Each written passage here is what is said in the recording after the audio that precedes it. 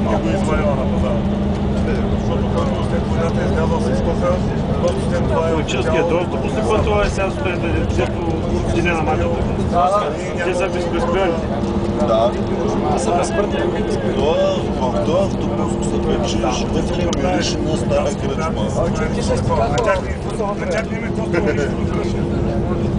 Те само в разлика от това, които са посели и това, които са им дали, е сигурно 30% от печалбата е. Взима Тонева, Монева, при вас се бяха? Не. Те не ги видяха. Тя беше пред нас. Да, бяха с един байрак национална. Свилен Кириловски беше. Бога нещо нещо да пишете. защото не мога писна време. Вълче, вълчите да се Те хвана. пресъчат нещо бе. Това е това. Пресът шето, ма ще успива и бързо. Говориш, да не смалите. Не. Само аз съм водой. Той Вадо изпълнява вид.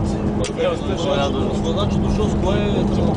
Емил Димов е дошъл на собствена разноски с кола. Ти и аз такви разноски да. 110 лева. Ема, той част от Бога. Види се. Вицекатар. Той е казал, аз го вярвам, че ще въпорта. Има още малко. Бе, трупа сега точки, бе, кога е ходил на мачове това хляб? Кой ли бил? Кой е пратил? Салимир Стоилов. Стандарт, бе.